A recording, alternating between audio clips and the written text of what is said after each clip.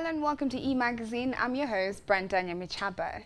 Now, on Emagazine today, we get to understand how the modeling industry in Kenya is performing so far. Over the recent years, that particular industry has been booming and blossoming, and that has brought opportunities for modeling agencies to scout models and find jobs for them.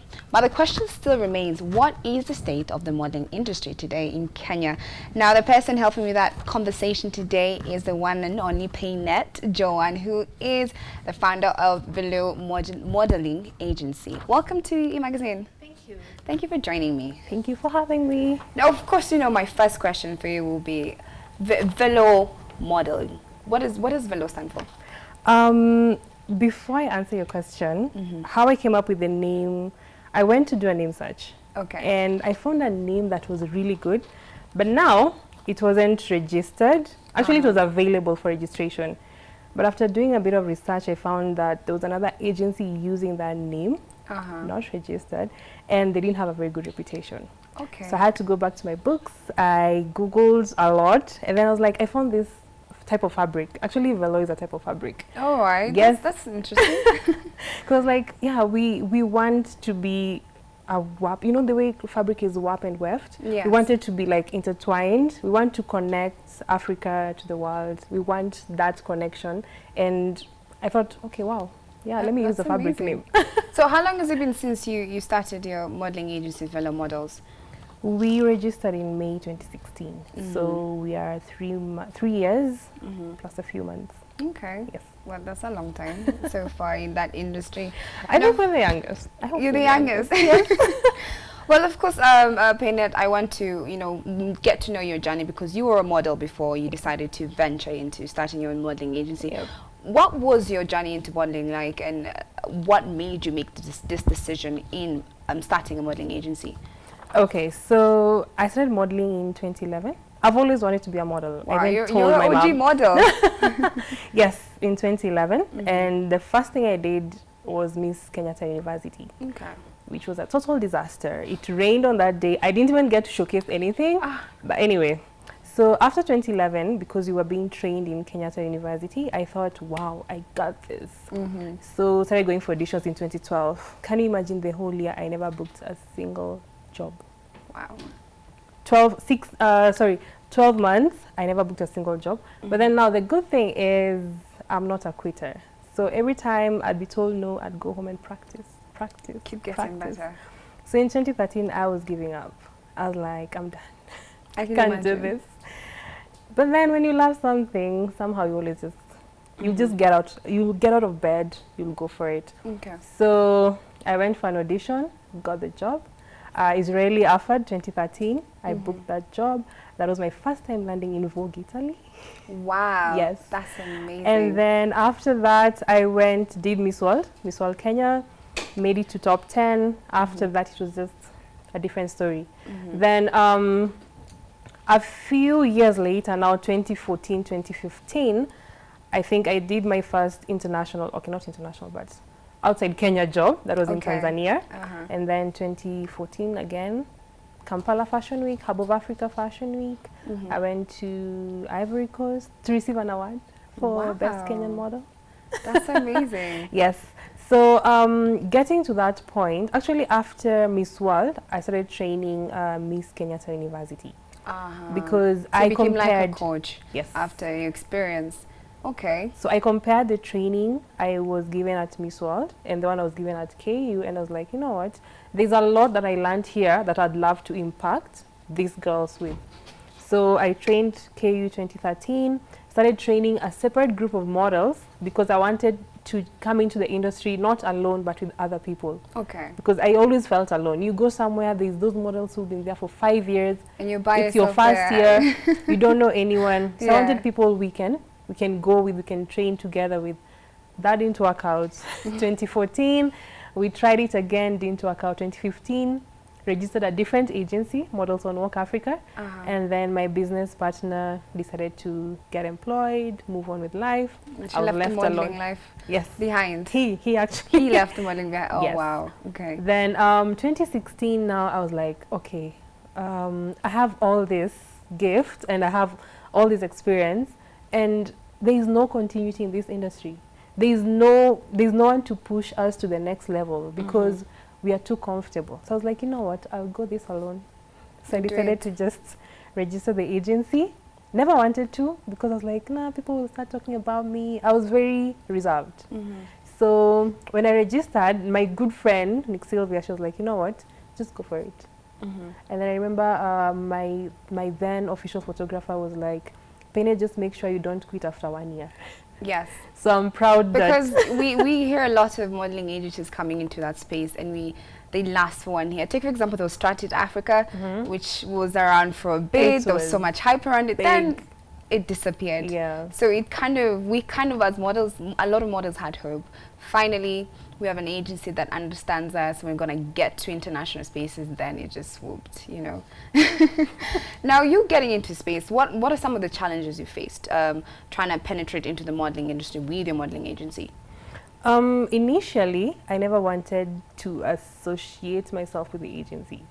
I wanted the agency to stand on its own and I be a separate person. I think I still do that a bit. And why is that? Again, I was very reserved. I never wanted people to actually know anything I'm doing. Just people should just know me as a model, and I was done. Okay. So initially, we weren't booking any work until I was like, okay, you know what, guys, this is my agency. Then now people started calling me, oh, like Paynette has models. So I realized that I cannot separate myself. Can't separate the name from yes, the company. Yes, because that is what people now trusted me. Yeah. I've been in the industry, they know me, they know if I'm getting the models, I know what I'm doing. So getting into the industry, you know, I have been a model, never signed to an agency because I had so many stories about how agencies, they take your money, they don't get you work, you have to pay all these things. I was a broke girl in campus. I didn't have money to pay anything. So I never joined an agency. So starting managing people, that was tough because you're not sure if they actually believe what you're selling. And then you see after people had heard all these stories, what are you offering that's different? And people were like, nah. So I had 5 models to begin with. From and the how previous did you get agency. the first 5 models? From How the did you get previous. them to trust you in your agency? They were all from KU. So they knew you. They knew me personally. So after a while, because I didn't start an agency and start getting people work. I started an agency and I started training. So that is what I was doing. I was just impacting you the skill, the knowledge, whatever you need to do to get that job. And I remember when you started, I never used to take money from people unless I get you a job. So I never really bothered about getting you work. I was about building the brand and building you a career and you as an individual. Very true. So it was very, very tough at first, but eventually it gets better. You learn your way around, you learn clients, because then you don't have any clients. You're like, okay, fine. And then I went online. Okay. I decided to use the digital space. I never knew anything about it. I had to like learn. I went to school. I had to learn. You invested a lot in that. Yes. That's amazing. That's amazing. So why take the approach of training models? Because I've noticed in the Kenyan modeling industry, they don't do that a lot. Is this something you faced when you were a model, that you ended up going for gigs and you were not ready for it? Yes. Do you know how sometimes you go somewhere you think you really know, as in, yes, I got this. You get there like, no, you don't have the right shoes. I'm like, but these are the shoes I've been modeling with. Nobody told me. When I went for my first audition, I didn't know models are supposed to go for auditions in fitting clothes. So I went in an official suit, pantsuit. Wow. Yes. And when I got there, the lady she just looked at me. She was like, are you sure you're a model? I was like, yes. So everyone else who had come in different clothes, everyone all of a sudden is changing into tights. Lesson number 1. The next time I went, I brought in like shoes that were too high. I didn't know like you're allowed to actually come in 4 inches. I came in 6 and I'm already like all the way up. So I couldn't even walk in those shoes. That's lesson number 2. Get comfortable shoes. So Eventually, I learned, but then I wished someone had taught me all these things before. It would have saved me a lot of trouble. Very true. You know. Yeah. So I decided, you know what? Let me start by educating. Let me tell you what you are getting yourself into before you're halfway there and you're like, no, this is not what I wanted. This is not what I thought it was. And that's why I started training. Okay. Yeah. And because I'm amazing. a fashion agency, purely fashion, it's important to know the work, the presence, the body, all these requirements that are there. You need to know them before you even decide, okay, now I want to do this. Okay. Yep. Okay. Now, I'm even happy you brought up that, you know, yours is purely about fashion. You know, there are many specializations in the modeling industry. There's commercial modeling, there's couture modeling. How did you come to the final decision of what niche you wanted to focus on in terms of your business? I felt like this is something I've done. I've purely done fashion. I don't think I've done commercials, but as an extra, so I can't say I've really done commercials. But what I'd say is I really love being on the runway, and I really love teaching people catwalk. So I was like, you know what, let me go somewhere where I feel 100% comfortable, that I'm impacting someone, and I'm actually giving them 100% what I know, not what I'm guessing. And eventually, I used to bring, like, I remember last year we brought in 254 Talent Management, the CEO. He's called Edward Nyanaro. He has been doing commercials for a very long time. So you see, when I need my models to do commercials, there are those agencies that I know I can approach and give them models. But I would rather just stick to fashion. And also because my vision for my models is not limited to Kenya. Let me tell you my dream. My dream for the agency is to be another Ford. I want to open an office in Cape Town, and I want to open an office in New York, in Milan, all those places, fashion capitals, because I want to make it easier for a Kenyan model to leave Kenya to model in South Africa, in Milan, without having to go through all this process of applying for an agency. Yeah. Why should you leave Kenya, go to SA, sign up with an agency? That agency sends you to Milan. That's too much. Yeah. Like, just be in one house so that I know if I am in New York, you don't have to be in New York. I can book you the job there through your pictures, and then I'll just bring you in for the job. You don't have to, like, it's too much hassle. So I'd really love to. And from your experience in the modeling industry, what would you say is the problem with the Kenyan modeling industry right now, that our growth is very stagnant? We find our models going to countries like South Africa to be signed with those agencies. Well, what do you think is the main problem in that area? I think the market is a bit too corrupted. First of all, the Kenyan modeling fraternity is not united. We are always fighting each other. That's number one. It's, oh, that is my model, you used my model, this, you used this. We're always fighting each other. That's number one. Number two, there is limited work, and there's so many models. And there's so many agencies as well. So you find that you're competing for the same job with someone who's been here for 5-6 years, and you're just getting into the industry. You're like, and they're more likely to get Yes, they're more, because they know exactly what they're doing. And I remember one of these top models told me that, Paynette, I will never leave you my job.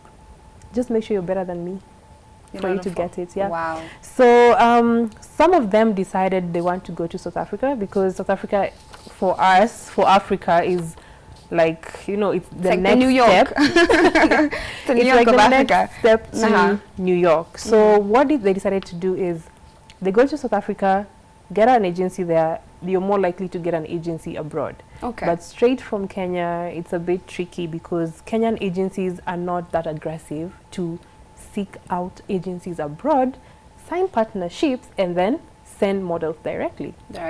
And it's so hard even for an agency, because assuming you wanted to do an exchange with an agency in, let's say, Milan, what are they coming to do in Kenya? There's no work. There's not much happening in Kenya right now. There's very little work. And then agencies have become so secretive. When they get a job, they don't tell anyone. They call people specifically, and then they send them. So as an agent, I will never find out who else has work. And then people want to make money out of everyone. if I sent you for a job right now and I told you they're paying you 10,000, Yeah. I'm paying you 10,000, then I'll pay you the 10,000. Probably I'll take 20%. Now, if I go to your agent will take 20% from you again. So you'll go home with 6,800. So what have you made? It's very little. Nothing. And So consider the fact that it's not like you're going to get every gigs every week to accumulate that 6,000 to something. yes. Wow. So what is Velour Models doing different in the modeling market right now in Kenya? I'd say, apart from training, I'd say that's branding. Because, fine, I'll train you. You'll come to my agency. I will train you on catwalk. But doesn't end there. That is not modeling anymore. Modeling, initially, yeah, catwalk was everything. But right now, I have to teach you things about etiquette, hygiene. How do you carry yourself? How do you speak? Because nowadays, and I'll tell you from experience, your personality sells you more than your work. You can come here and be all shy and timid and you have a great walk, and then someone else will come here, probably shaky walk, but then she has an awesome personality. The client is more likely to pick the person with the big personality because they feel like they're more drawn toward her. But then you see this person who's shy, you don't know her so well, there isn't much to her, just the walk. You see, so personality is also very important. So we teach catwalk, we teach branding, and then now we build your books. Okay. And building books right now is quite expensive. Can you imagine? It's quite expensive, but yeah, we try and build people's books. And what are some of the ways you are trying to brand Velour, obviously with the use of social media, compared to, other modeling agencies? I feel like the modeling agencies in Kenya, they do not exist on social media right now. Actually, I feel like a lot of agencies are not doing business. Or they don't understand the business aspect of the modeling agency is, because very few modeling agencies actually have working websites. Very few. And when you go there, fine, even ours doesn't have everyone placed there, but at the end of the day, the fact that there's somewhere for people to go and see what you have, it's important. Something else is, fine, you can share your work on social media, the things that you've done, but how are you helping someone else? How are you helping someone who probably just wants to get into the industry and doesn't know anything? Who do they talk to? People don't have that straight channel, phone call. Some people who use phones that you can't access. You're like, that this phone was probably discontinued at some point. The email addresses are not working. Very true. I've gone through that experience in one modeling agency. And you're like, okay, fine. So what are you doing? What kind of business are you doing? Also very important is, I feel like professionalism is very important, because personally, when I see models send an audition brief, and they're like, send us photos via WhatsApp, I'm like, are you seriously an agency? Aren't you supposed to have like an email address where we send the so that you have like, full protocols? Exactly. So I feel like modeling agencies in Kenya, most of us don't really have that business training. We don't know the business side of it. Most of them doesn't keep accounts. Very true. You just send money via M-Pesa. Someone will go use it, doesn't know where the money went.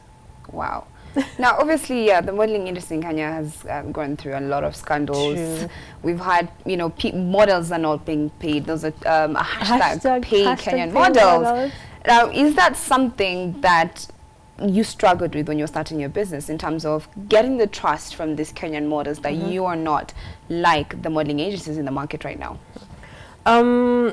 Just to take you back a bit to where we were before I even joined the agency, the modeling industry, there were times when I would look at shoes. There were big shoes like Fafa. Models used to be paid upwards of 30,000 per night.